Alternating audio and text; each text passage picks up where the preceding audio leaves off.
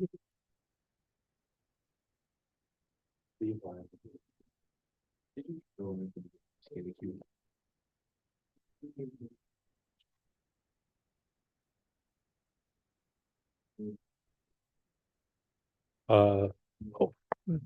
ping.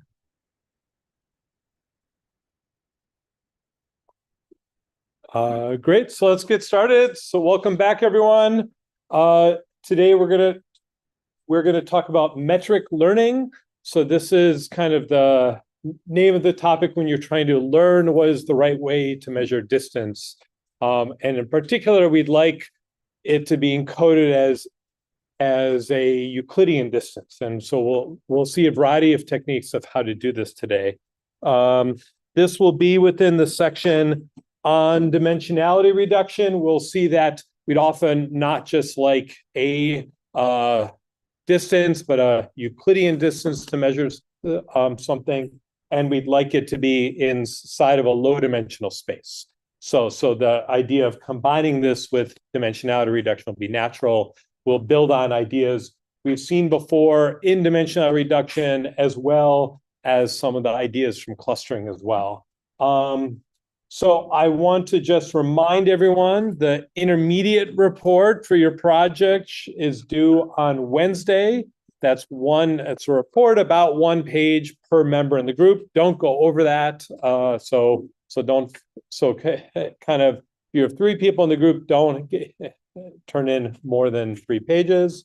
It should be kind of some basic exploration to kind of see if the direction you're planning to go is working, or if you determine in the course of making it's not working, that's totally fine at this stage. You want to have and it could be you're not sure yet, and there's going to be a lot of chance for feedback as well. So you kind of want to you're probably hustling, scrambling to get stuff ready for this report.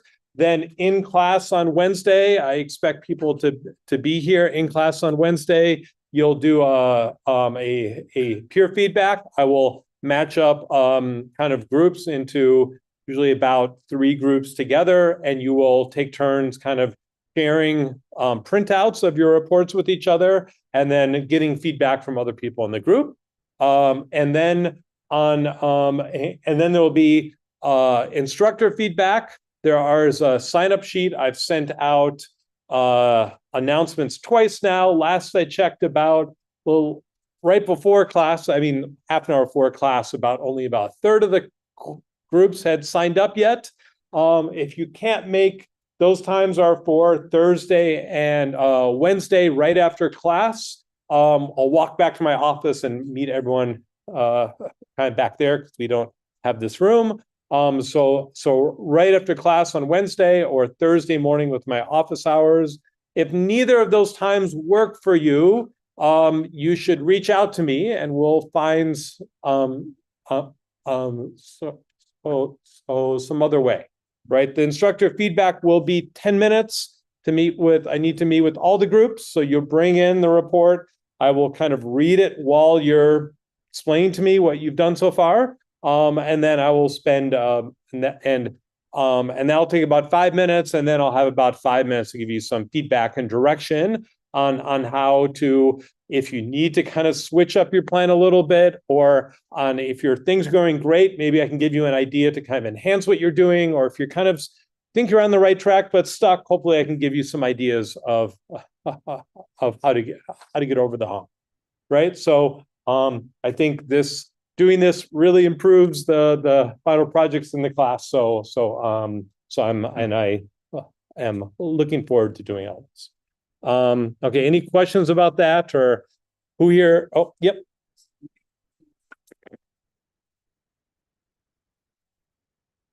It's fine to use stuff beyond what's in this class, right?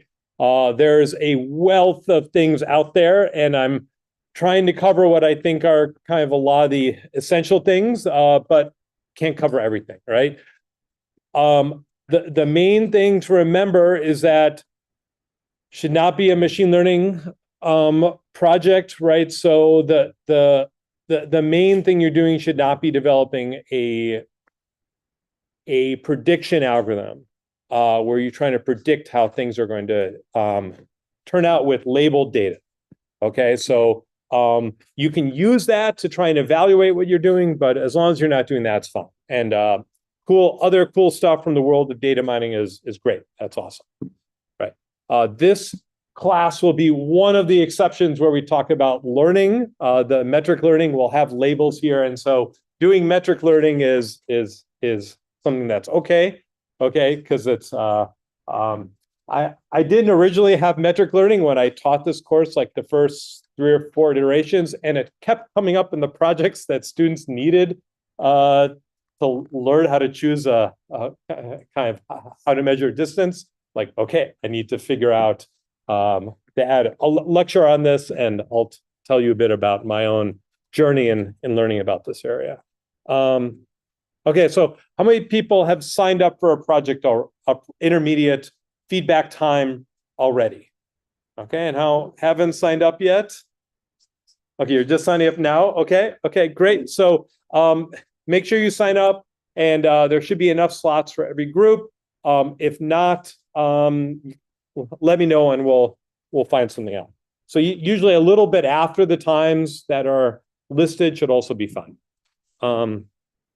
Great. Okay, and I'll try and get the next homework out this week, the dimensionality reduction homework. But the homeworks are a little bit more spread out now as you will be working on your final projects. Okay. All right. So metric learning. Okay. So this is many situations in data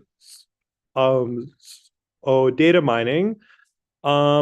You have as the input, you have X, which will be, let me say, is data, maybe as, you want this, so you have a data set of size N, and you usually, and also you have and you need a distance, okay, a distance that you can measure between 2 points in your data set to determine how close are these. This is kind of an essential thing you would like to have to do anything, like if you have to do clustering or nearest neighbor search, you basically need this as your kind of, this is your input to your problem. And a lot of the intuition, we would like to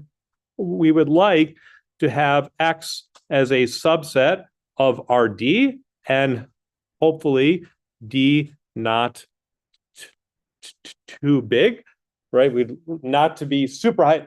Sometimes it doesn't matter so much, like nearest neighbor search, we can handle high dimensions, but to kind of draw a picture, or sometimes it's nice not to have it so it's too large. And we would like the distance between 2 points, P and Q, let's say, equal to the Euclidean distance. Okay, we would like if this was the case. The Euclidean distance is going to be a metric. It's a straight line distance. A lot of like k-means clustering and a lot of the hierarchical agglomerate clusterings kind of implicitly assume that you're using kind of Euclidean distance under the hood. A lot of the nearest neighbor search assumes you can use Euclidean distance. But we don't always have that, right? We mentioned we might have like the distance might be something like Jacquard distance, which is a very well-formed distance, but is defined between kind of these sets, which you can get from taking these k-grams or these other applications. Or we could have something where, say, we have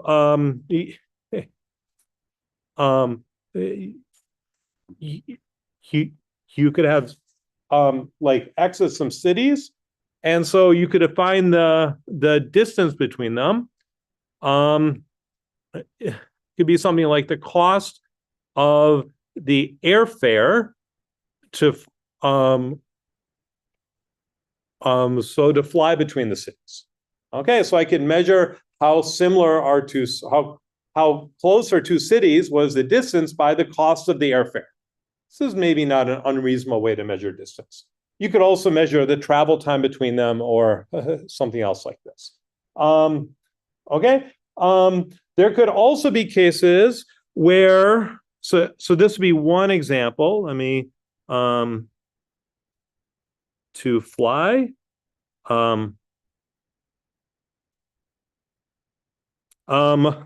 Another example would be that X is an RD, but each XI is something like the height, the weight, and like the age. Okay, so I'm keeping track of a bunch of people, but what the information I have about them is not something I trust the Euclidean distance between us, right? I have the height, the weight, and the age of these people, but does measuring Euclidean distance between these things make sense? I'm basically adding together often the squared height, the squared weight, and the squared age, which does not really make sense. It was like that picture of that sign where we're adding the population, the elevation, and the year founded. This does not really make sense. So I'm in RD, but I don't really trust the Euclidean distance. What should I do here?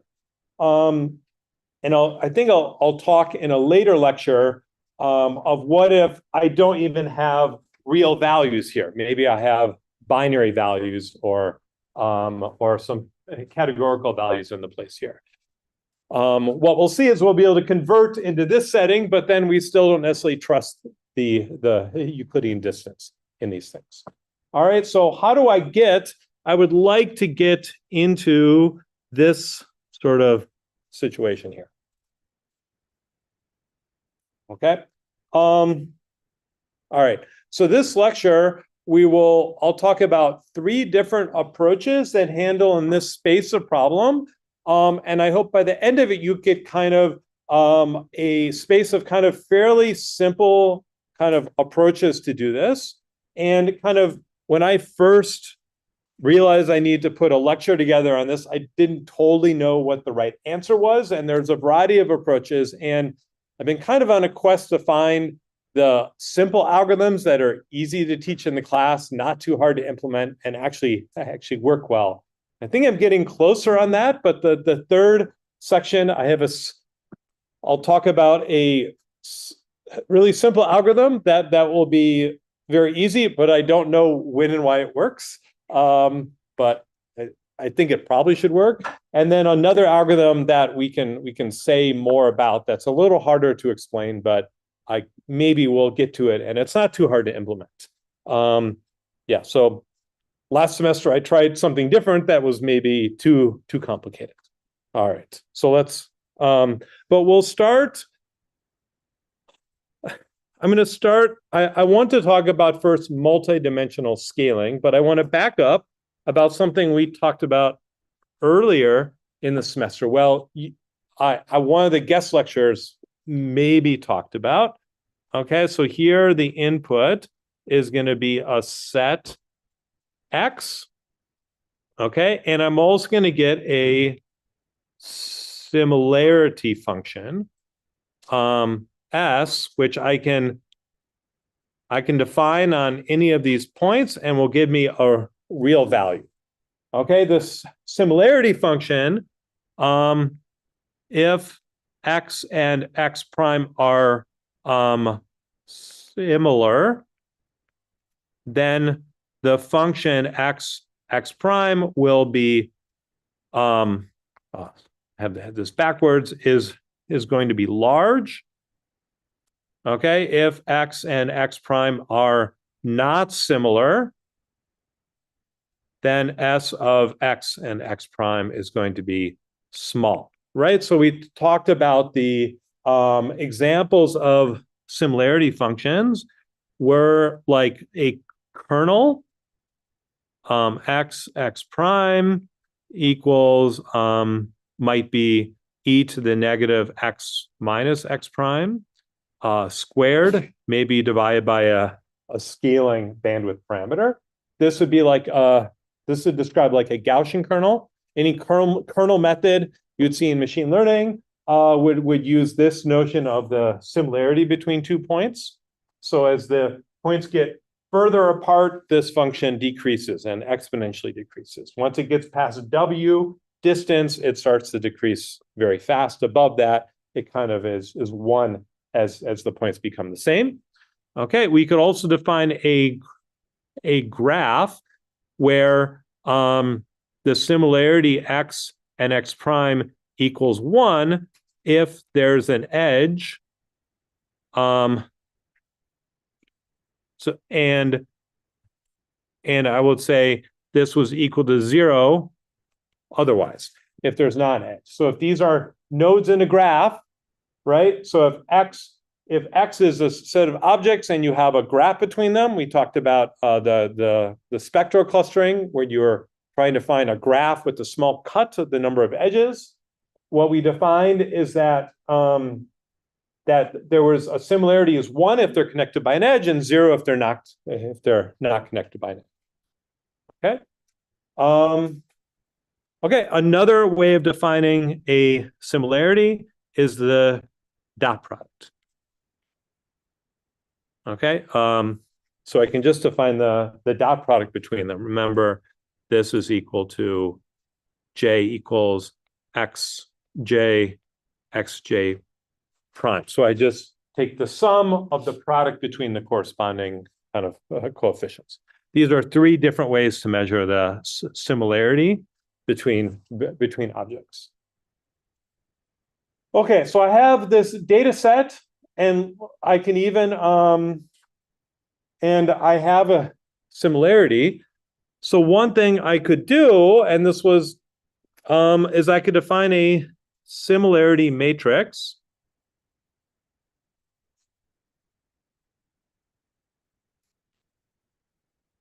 Okay, so this would be our n by n, an n by n matrix, where Sij was going to be the similarity between xi and xj. Okay, and so we did this slightly differently in the Laplacian clustering class. Instead of measuring the similarity directly with the graph, we measured the Laplacian, the unnormalized Laplacian. But let's just say we just use the similarity, or you can think of this as the Laplacian. Okay, well, once I have the similarity, I want to embed this. So what I can do is I can do the eigen decomposition of S into the lambda and V, where these are the eigenvalues, and these are the eigenvectors. Okay, so remember, if you remember, lambda will be a n by n matrix that's going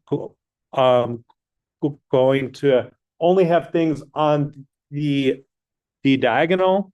So this would be lambda j, and V is an n by n matrix, and the columns here, this would be Vj, the jth column of this. Okay, and so to create an create an embedding here, I can just map to a, let's say, Q, which will be in n by k, where Q is just going to be Vk lambda to the 1/2 k. Okay, if remember, I can reconstruct S as V lambda V transpose. So this was what the eigen decomposition was getting me. Okay, I can do an eigen decomposition like this, and that means I can write S as actually equal to A transpose, where A is equal to V lambda to the 1/2. This is a diagonal matrix, so I can take it to the 1/2 power What does taking a matrix to the 1/2 power mean? Yeah, so because this only makes sense if it's a square matrix, which it is, and if I can do this on the diagonal, if it is a diagonal matrix, I can just take the element-wise square root. So I take the element-wise square root, I multiply lambda to the 1/2 times itself, and I get back lambda. I'm just multiplying the values on the diagonal with each other. Okay, so I can decompose S into these two parts. And instead of taking the full A, I can take the best rank K approximation, which is what this is doing. I'm taking instead the kind of the top K here, just the top K, right? So I just take up to K lambda K. I just take the top K of these things, and this gives me a K-dimensional subspace. Okay, so now this Q, so reconstructed of this is an N by K matrix, so I have N data points in K dimensions. So if I have a similarity matrix that I trust, I want to find the best rank K approximation of it, I can do that doing the eigendecomposition. It gives me a basis which is orthogonal. These are the eigenvectors that I can take K. If I want to draw this in 2 dimensions, I do this with K equals 2. I take the top 2 orthogonal directions here and the top 2 eigenvalues. I need to scale stuff by this because these do have no scale information. These tell me how much to spread it out in these directions. Okay, so if I have the similarity matrix, I can and I can do the eigendecomposition of it, then I can get a low-dimensional embedding of this. And I can use the Euclidean distance in this embedding will recover something like something that kind of preserves the similarity. If the similarity was defined by the dot product, then this is kind of the right thing to do. Is basically the right thing to do. In fact, I can, if I have data A in N by D A here, which is N by D, then if I do let's see, A transpose equals to S, then I have S I J is actually the dot product between AI and AJ. Okay, so if I actually had data in a matrix A, an N by D matrix A, and I do A times A transpose to turn this into an N by N matrix, this is actually the similarity matrix with the dot product. Okay, if I look at what this operation is doing, A transpose, and I write it down, it's the sum of all the products of these things. It's the matrix multiplication fills in the dot product in the ijth coordinate of the similarity matrix. Okay, so if my notion of similarity was the dot product, this is a very, very natural thing to do, but I could plug in a different way of doing similarity. And if I have a graph, I might want to do the normalized Laplacian instead, and that gives me the best way to find cuts by looking at this embedding. But if I just want to preserve the similarity, then this is kind of the right notion to do this. Okay. Okay, does this seem, it's a fairly simple operation to do, and I'll probably ask you to do something like this on your homework. It's one line in doing the eigendecomposition and looking at the matrices afterwards, but it gives you dimensionality reduction, and it defines a metric in a low dimensional Euclidean space. So I can use Euclidean. Okay. Okay. So I want to set this up towards talking about multi-dimensional scaling. Okay, this is often called MDS. Okay, and I kind of wrote this here because we may reuse ideas from this. Okay, and so multidimensional scaling is the problem where you're given input x of size n, and I have some distance that I can compute. Well, that's going to give me a real value here. Okay. And so this doesn't necessarily have to be Euclidean vectors. This does not have to be the Euclidean distance here. They don't have to be embedded. This can be any sort of distance. I just have objects. So think of like I have cities and I have the airline cost distance between them, or there's some function I can call. And so we're going to start by creating a matrix D where which will be an n by n matrix here, where Dij is this distance applied to xi, xj.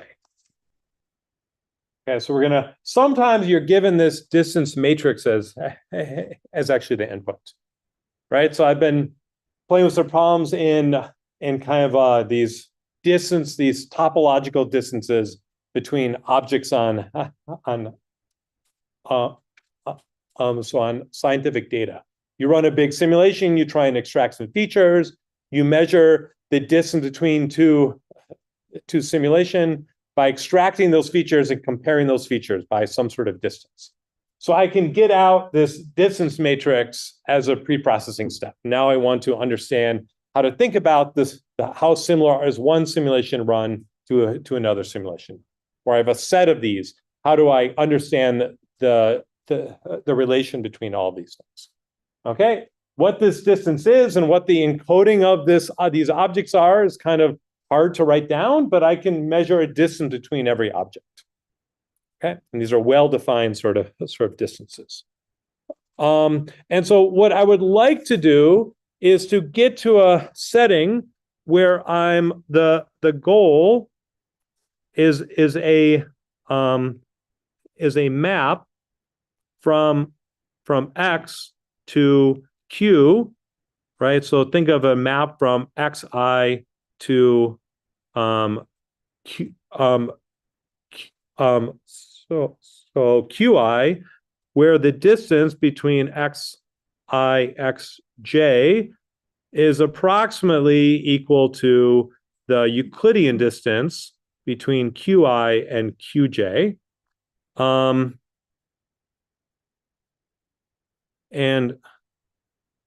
And so hopefully, and q is going to be in rk, where k is small. Think of k as 2 or 3, maybe 10 is okay. Okay, so this is the goal here.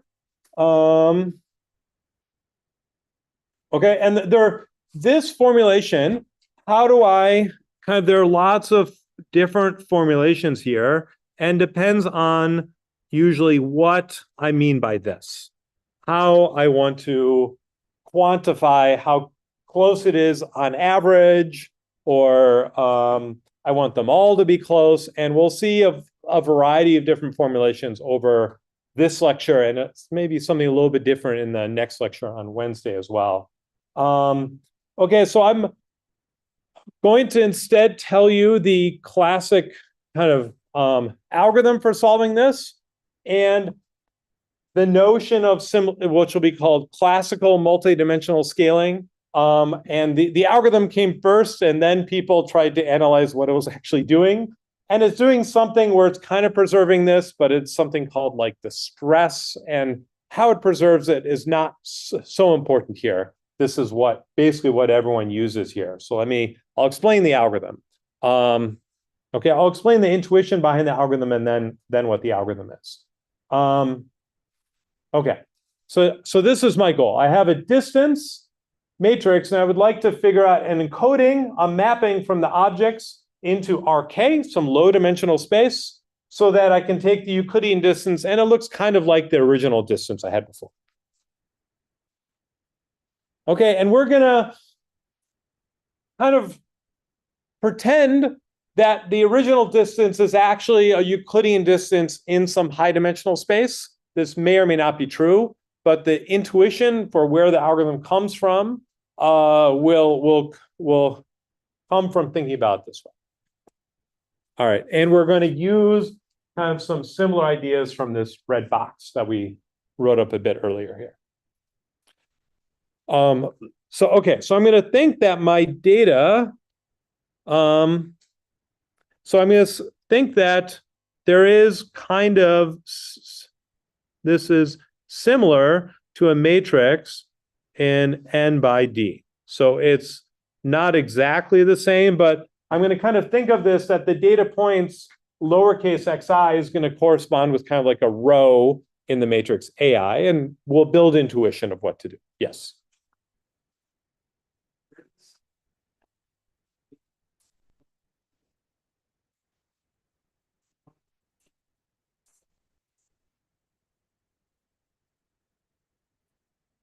That's right. Yeah, so for each row, I'm defining a map from the space of X to the set, from the set X to the set Q. For every Xi, which is a data point, I'm mapping it to a lower dimensional data point. So Qi. This should be a subset of RK. Yeah, so it's a subset of RK. Qi, this will be an element of RK. Okay, so I'm going to map it to a low dimensional vector, ideally a two-dimensional vector so we can draw pictures. Okay, and so if I keep with this intuition, I want to say that our distance function that we started with should look,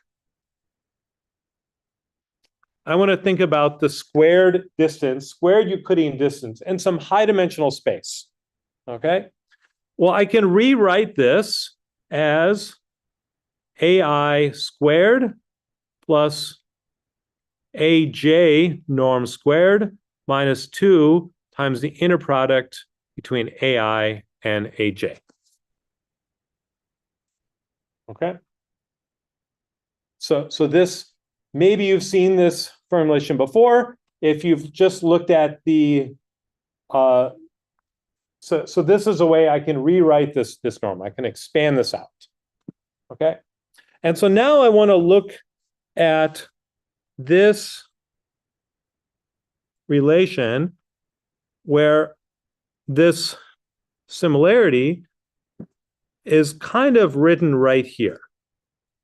So I can get this if I have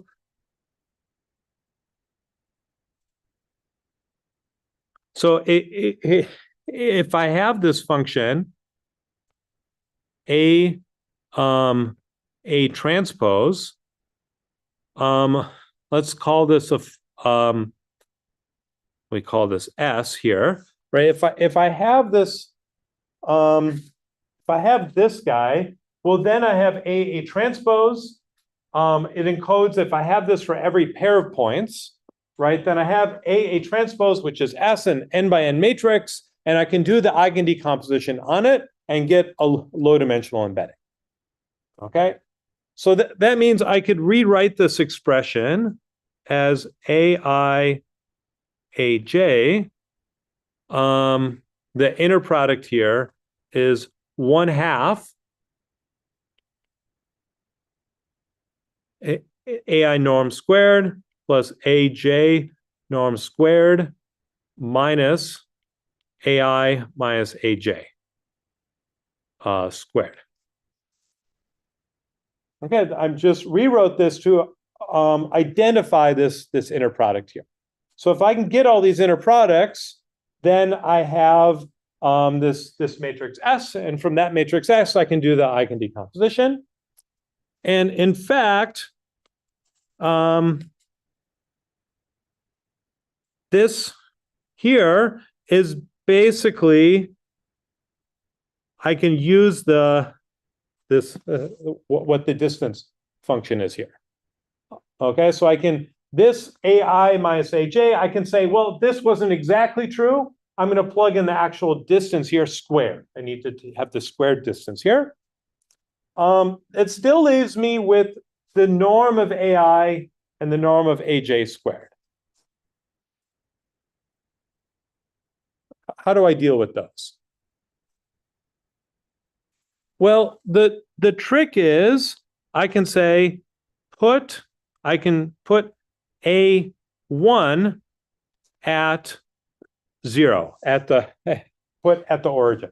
I'm going to pretend I'm going to take one of the data points, AI, the first one, or XI, at the origin, and now this means that AI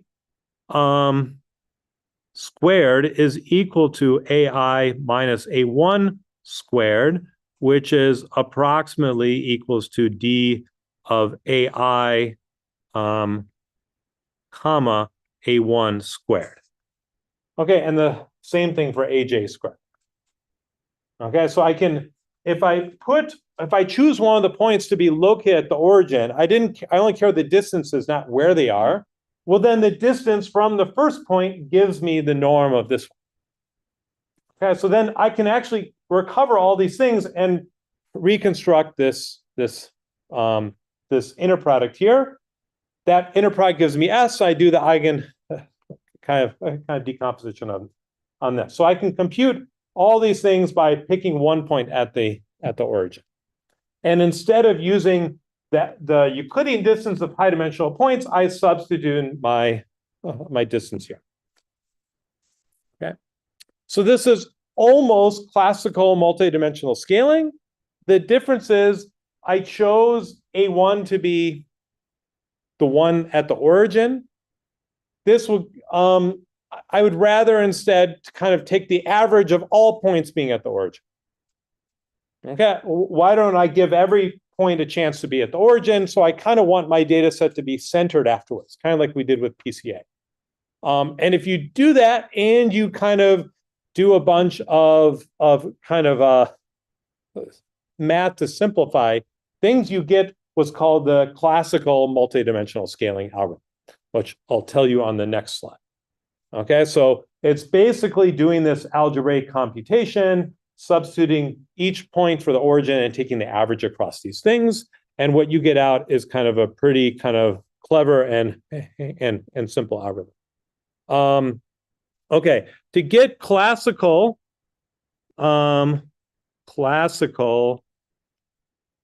MDS, and when people say MDS, they usually directly just mean this, using this algorithm. Okay, I need one more trick. Linear algebra trick we could have talked in PCA, but there's kind of the centering step. I need to do something even clever with the centering step, where I take A and I take X in RD and I transfer to A, which is in, or these are subsets of RD. Sorry, of RD. So A is centered. So that means if I looked at the average of every column, it's going to be 0. And we did this by finding the mean of every column and then subtracting it on every row before for PCA. There's a clever way to do this called the centering matrix,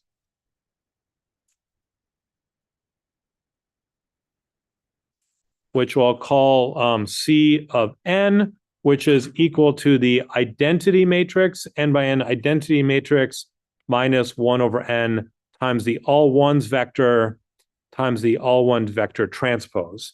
In fact, this is 1, 1, 1, 1, 1, 1. It's the all ones matrix that's n by n. Okay, this is called the centering matrix. So it's identity minus all ones. So it's or 1 over n times all ones. So it's on the diagonal. It's going to be 1 minus 1 over n and negative 1 over n everywhere else. And if I and I can get A is going to be equal to the centering matrix times n. So this is the linear algebraic way to write that centering step with the centering matrix times here. Okay, so if you work out through the linear algebra, it's doing exactly that centering step. And so for classical multidimensional scaling, we're going to do something called, the first step will be called double centering. Okay, and so we're going to create a matrix. We'll call this S here. It's going to be minus 1/2 times the centering matrix times D squared times the centering matrix again. Okay, and D squared IJ is going to be DIJ this quantity squared. So I want to, if you remember here, I needed to use all the squared distances here to get the inner product. So I'm going to, instead of taking the distance matrix, I want to work with the squared distance matrix everywhere. So this is the squared distance matrix, and I'm centering on both sides, and I need to do a minus 1/2 for some, is what you need for the math to work out. This is called, it's called double centering, and this is kind of equivalent. This will somehow be taking the average over all the choices of the A1 that I'm saying to the origin. Okay, so this is step 1. This is kind of, this you can predefine. This is the distance squared matrix, so this is not too hard. The second step is the eigendecomposition. So I get lambda V from equals the eigendecomposition of S. Okay, and then third step is my matrix Q is going to be VK times lambda K to the 1/2. Okay, and this is the entire classical multidimensional scaling algorithm. The double centering is ensuring that once I draw the point set, it's going to be centered around the origin. That's kind of what this step is doing. It's also kind of, it's also converting from that distance squared matrix to this negation, because if you look at here again, this inner product is equal to 1/2 times the negative here, right? So I'm seeing this negative here, and the 1/2 is showing up here. So the 1/2 and the negative are the same as the 1/2 and the negative here. Okay, so that's why they're showing up, and the double centering is kind of factoring out the average over all these norms here.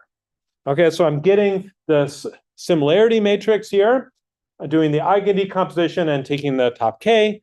This gives me coordinates, K-dimensional coordinates. Okay, this is classical multidimensional scale. Okay, so again, once you have eigendecomposition, it gives you kind of the best subspace. It's kind of minimizing the sum of the squared errors in the projection when going down to a low dimensional space, if it came from a high dimensional kind of Euclidean embedding. It's coming from a different distance matrix. It's harder to say exactly what guarantees it has, but it tends to work pretty well. And this is what everyone uses. Okay. Well, so how many people had seen classical MDS before this?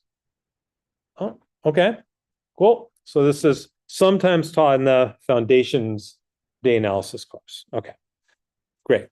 Okay, so this was one setting. It allows us to go from any distance on objects to a low dimensional Euclidean distance fairly well.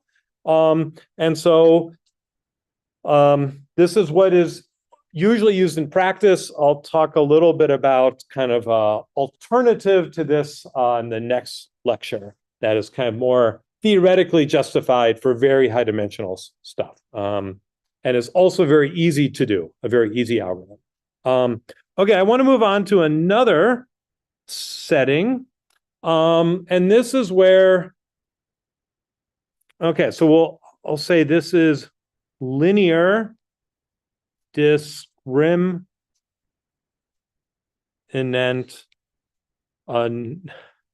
analysis.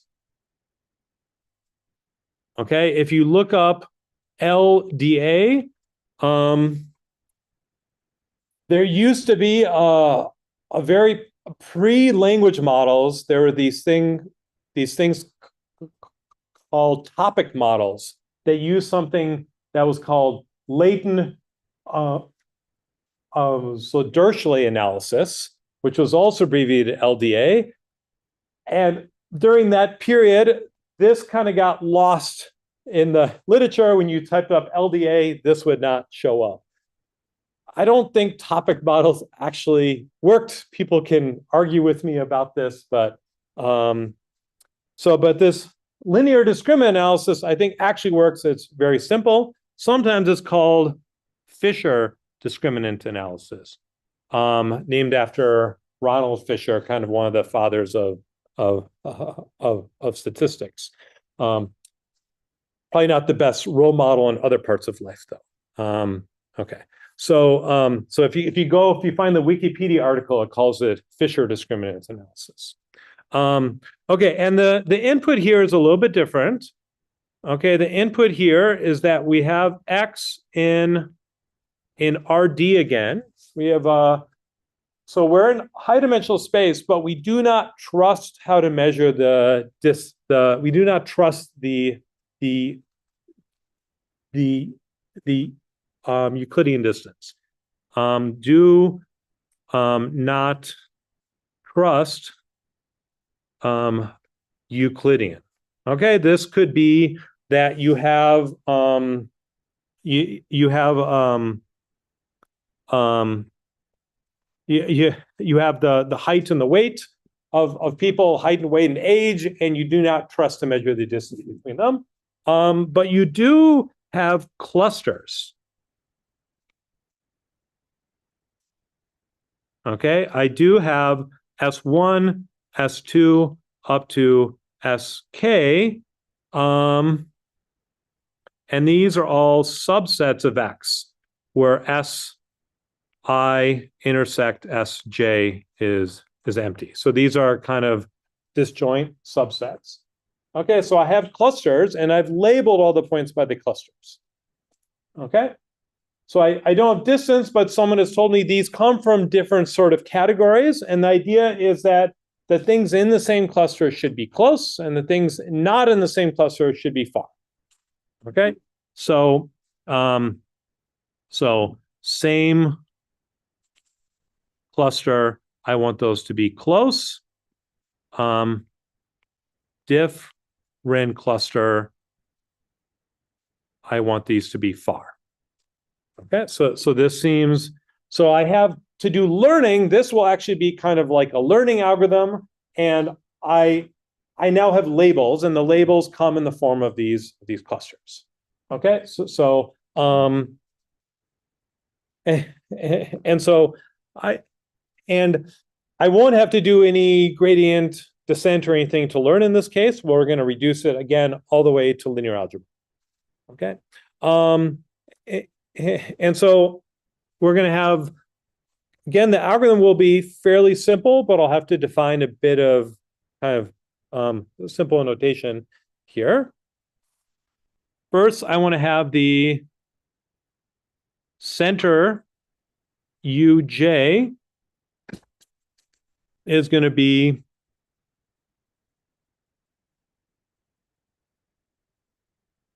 Xi and Sj. Xi, right? So this is the average of all the points in cluster J. Okay, so if we're doing kind of a k-means clustering, then I want to take the average of these points, right? And I can also define the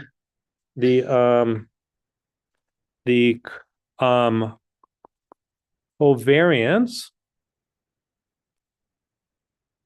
sigma j again is going to be an average of xi in sj, but now I define the outer product with the distance from the mean.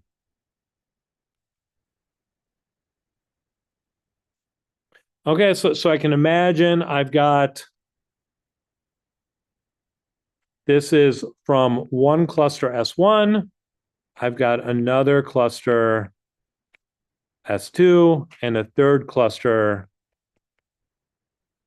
S3. And for each of them, I'm going to have a mean. This would be mean 1, mean 2, mean 3. And I can look at these vectors from each data point to the mean. Okay, and by taking the vector outer producted with itself, I'm going to get an d by d, a d by d matrix here. So this is a d by d matrix. This is an outer product. All right, so this is in d by d. Okay, so this is a vector in d. These are outer products. I need one more object here, mu. So I'm going to have a mean mu, which is 1 over kind of n. I equals 1 is just this, the sum over all the data points mu. Okay, and from mu, I'm going to consider the distances from all the means. Okay, and so now I can create kind of a class covariance,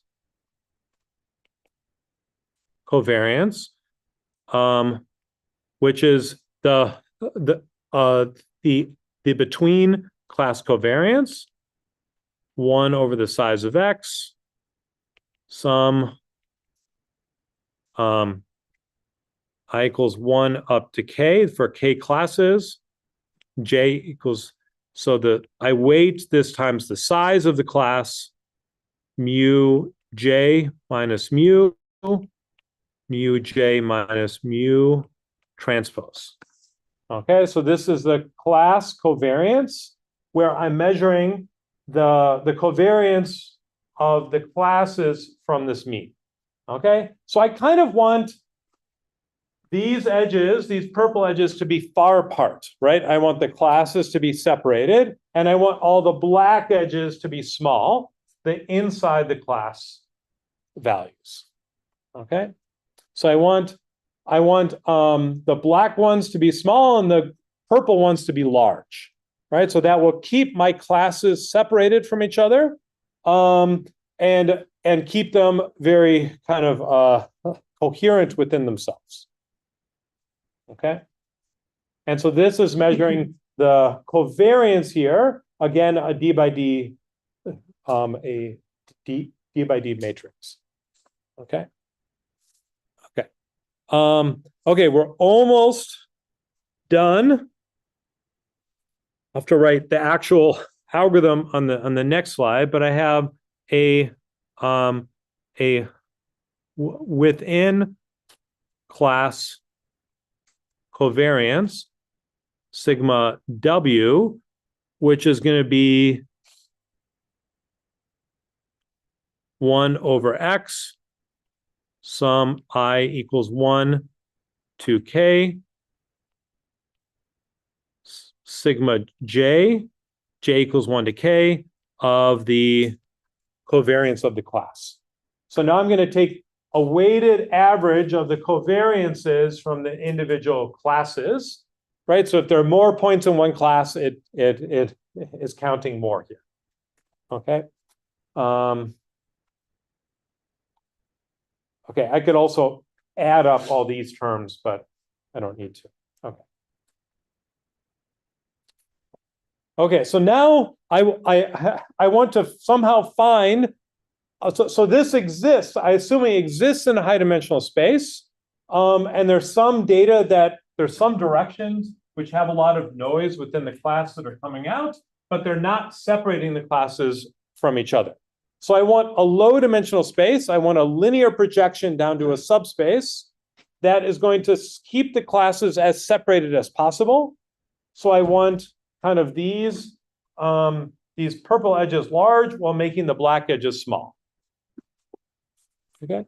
And so if I were in high dimensions and going down to 2 dimensions and I have 3 classes, you could think intuitively what I want is the subspace that goes through the 3 centers here. That probably does a pretty good job. Anything going outside that subspace is not separating those classes from each other. Intuitively, that's roughly the right idea. So what I would like to do, how to kind of quantify this, I can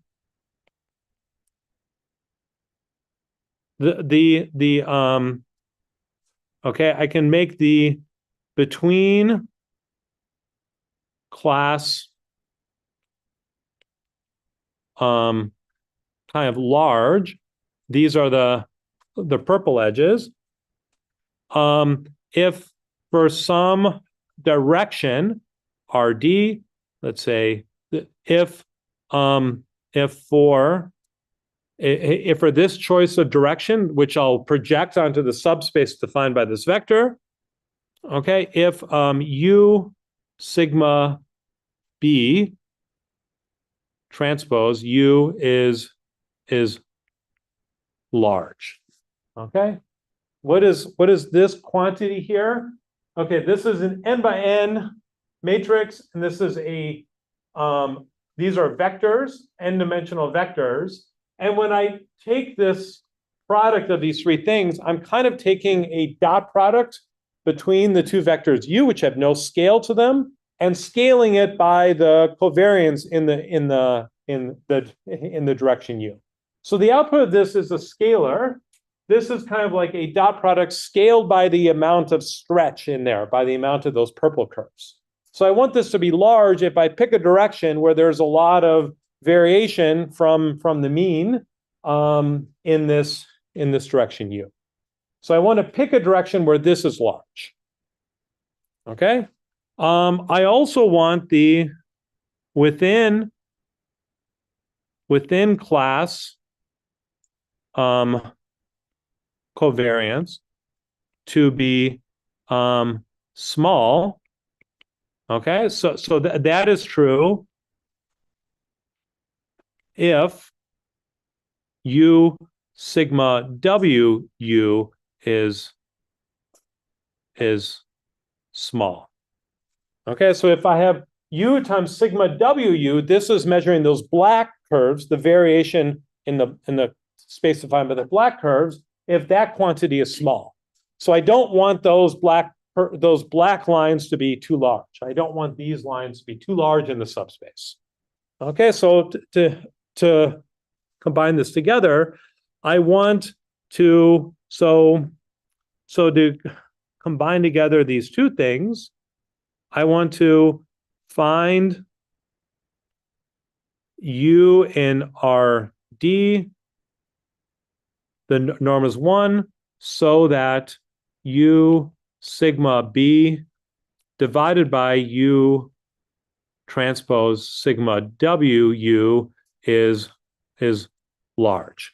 So I want this to be large, this to be small. So I multiply by the large thing and divide by the thing I want to be small. And I want to then maximize this overall quantity U. Okay, so I want to, and so this turns out to be this is maximized by the top eigenvector of sigma B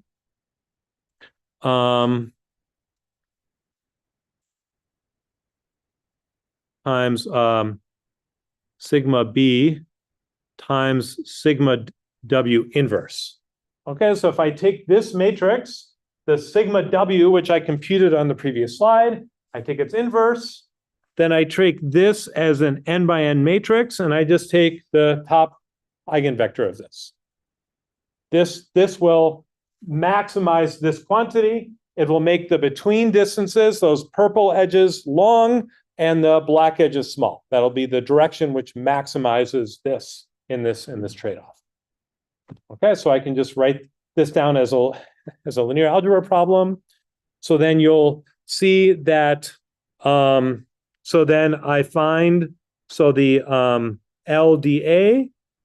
What the algorithm is find the top k, the eigenvectors, uk equals u1, u2 up to uk, and then my projection q is going to be the projection onto this subspace defined by uk here.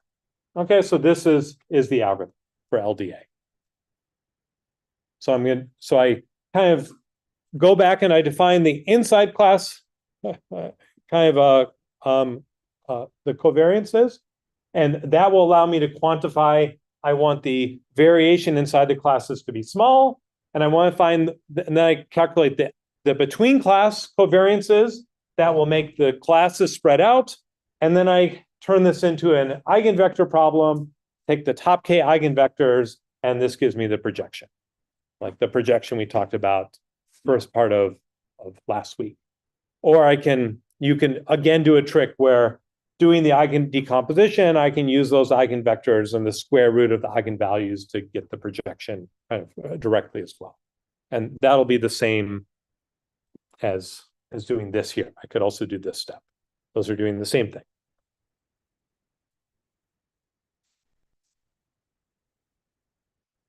Okay, so this is another way to learn, and these points Q, I can use the Euclidean distance.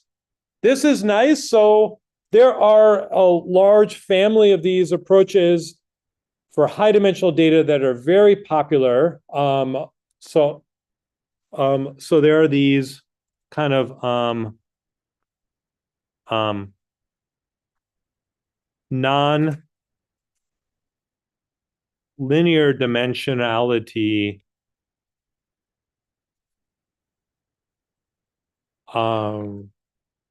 reduction approaches. Okay, things like so t-SNE and UMAP. These are very popular in the very popular in like the health sciences. And they do a nonlinear approach where you start with the high dimensional embedding. You often project down to 2 dimensions, and it tries to ensure that close points are close and far points are far. And then they usually check. They tried to say, well, how well did this actually work? Then they usually have some class labels, something like this, and they color those in different colors. And if the colors, things with the same colors grouped together, say, I think this probably worked. Okay. But it's doing some nonlinear thing, and you really don't understand how well it worked. It sometimes mixes points up. It's hard to, there are some very loose guarantees on those approaches. But they're basically, if there are clusters and they're extremely well separated from each other, they will stay separated from each other.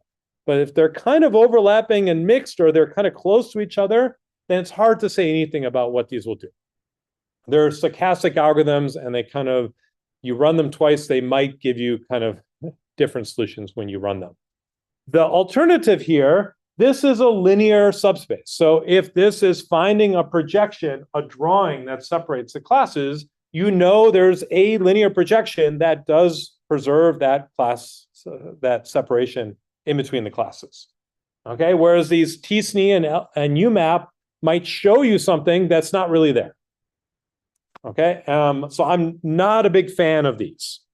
Okay, so I'm prof So Prof. Phillips, not a big fan. Okay.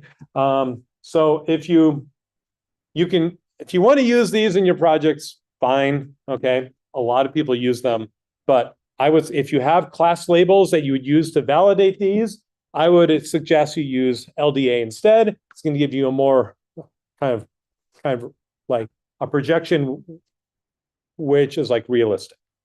Okay.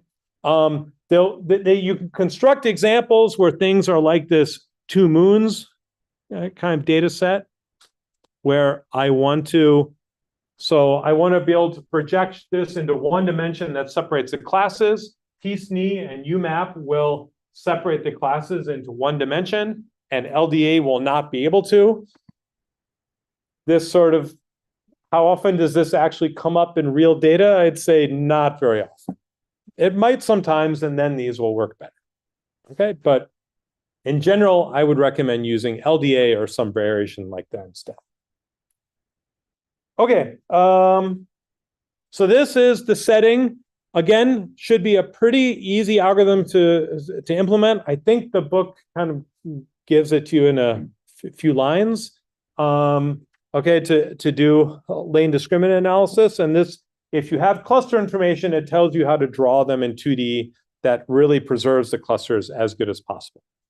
If you don't have cluster information, well, maybe you could run clustering first. And if it's like one of the tests for how many, what should the choice of K comes back and says, yeah, you have really well-defined clusters. Maybe that's good to use. But if not, then you can't technically use this without this information. But this can often come up. I have different categories of things, and so I want those to be kind of preserved in this low-dimensional subspace. If I don't have other information, I don't know how to define this distance. Okay. The last 10 to 15 minutes, I want to talk about one more sort of setting. Okay. This is, and I'll call this linear distance metric learning. And maybe I tell you an algorithm. Okay, maybe I'll just define what the problem is. We'll see. And again, my input here is X, and I'm going to assume it's an RD, but do not trust Euclidean. Okay. But now I also, my labeling, how do I get my labeling? It's a little bit different now. I have some close pairs. C equals X1, XI prime, and some far pairs.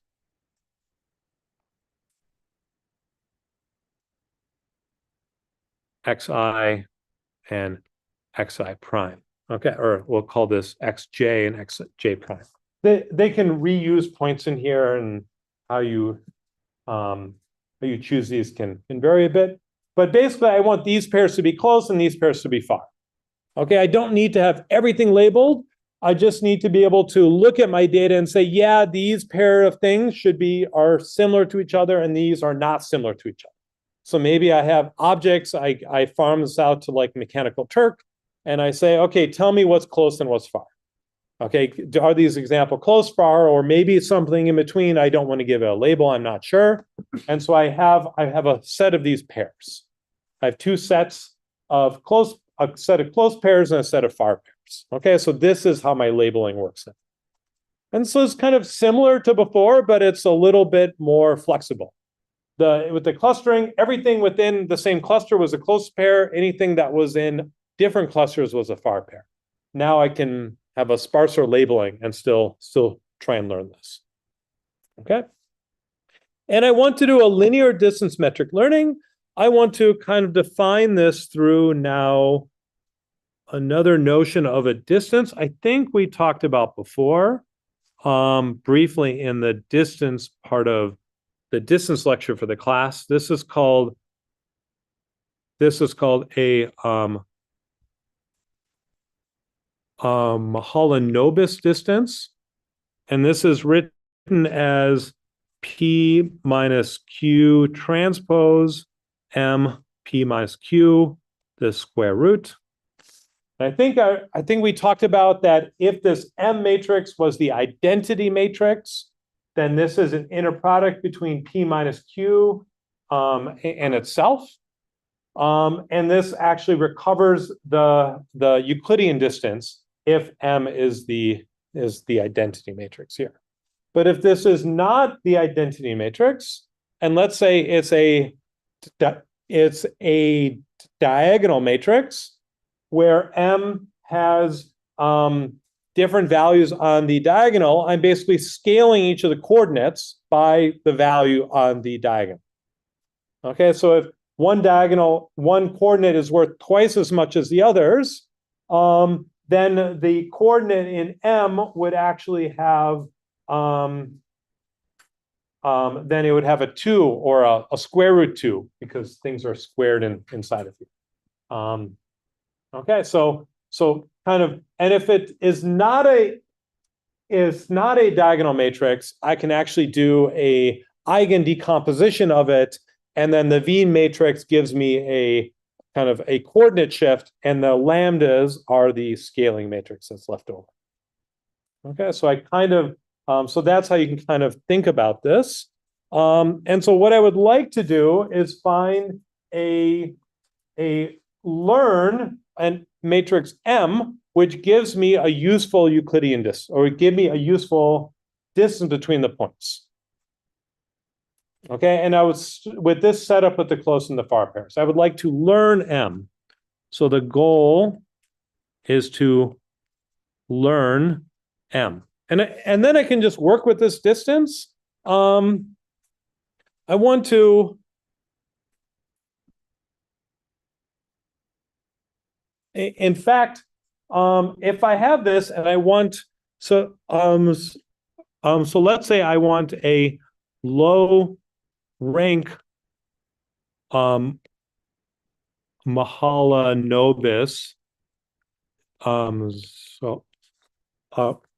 so distance M. So then what I can do is I can do MK, which is going to be the best rank K approximation. Okay, I can do that by writing the eigs of M is equal to lambda V, and then I can write MK is going to be equal to V sub K, the top K of these, lambda K VK transpose. Right, so I can do the best rank K approximation. And if I do this, I'm basically measuring the data, but only in a low dimensional subspace. And in fact, I can do something more. I can actually project down to this low dimensional subspace.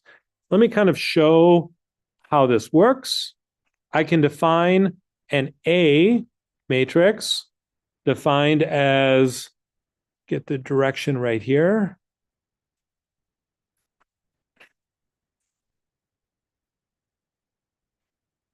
So I think this should be lambda to the 1/2 times V transpose. Well, it should be, okay. So now M equals A transpose A, right? So I can take kind of the square root of M. So assuming if M is a metric, if it is all positive real eigenvalues, so then I can always do this operation. Then the square root's always well defined. So I can basically take a square root of M of A transpose A. So then what I can do is actually, I can actually create,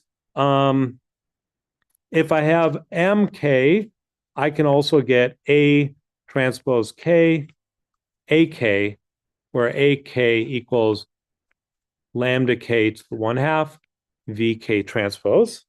Okay, so now I can project QI equals my original AK times XI. So this will be my map of XI equals QI. And I claim if I do this mapping, then the Euclidean distance here is going to be the Mahalanobis distance on the x's. Okay, and let me kind of just work through this quickly. QI minus QJ.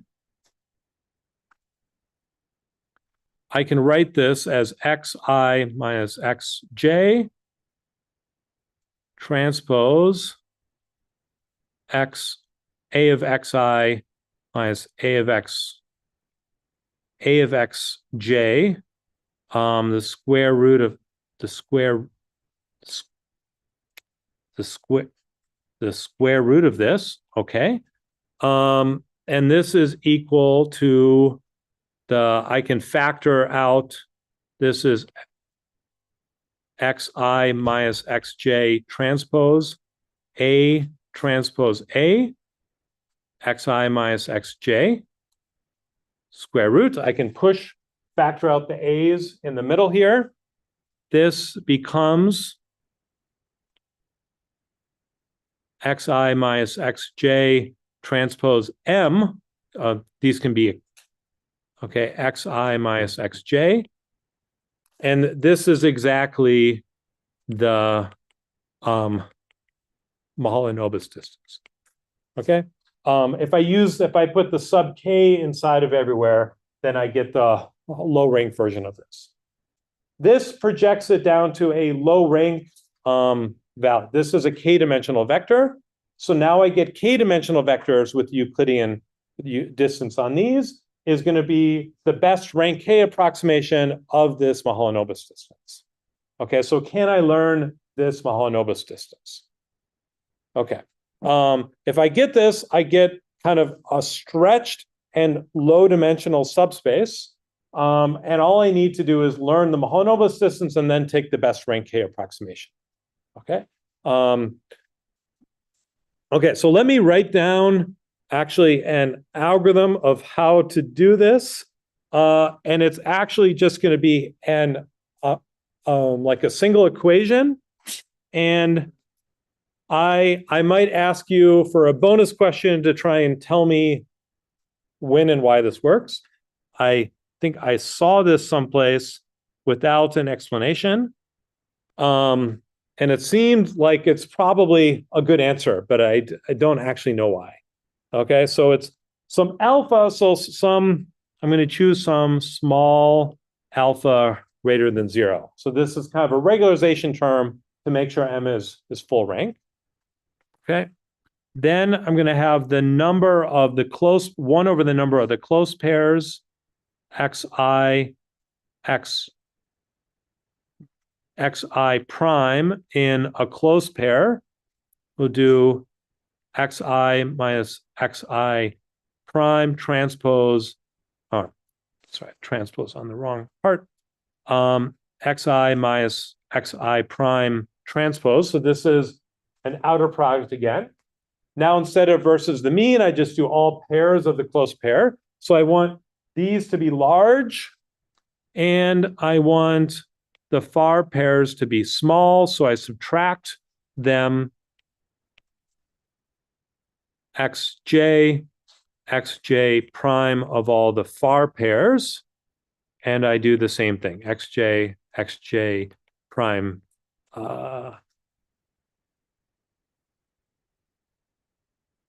xj prime transpose. Okay, so and then I take the inverse of this. Yeah, I could probably so if I define the M matrix this way, it's kind of the covariance.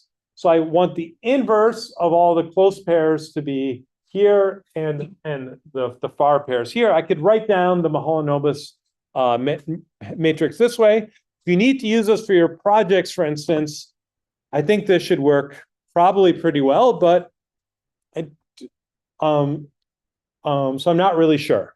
Okay.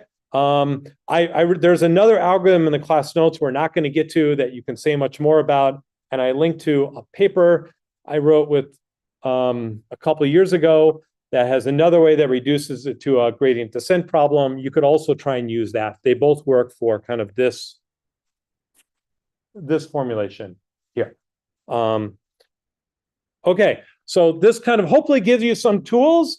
I think if you haven't seen this before, all the methods are actually pretty simple to actually implement. They all reduce to kind of taking an eigendecomposition and taking the best rank K approximation to it. And so there are different ways of reducing this problem. We'll do a little bit more modeling probably next week, Monday, in one more lecture, talk about if the data doesn't even have Euclidean structure here to start with, what should I do? Or not even RD structure, what should I do? Okay, all right. Remember to show up for class on Wednesday with 5 copies of your intermediate report and to sign up for meeting times with me if you haven't done this already. All right, thanks.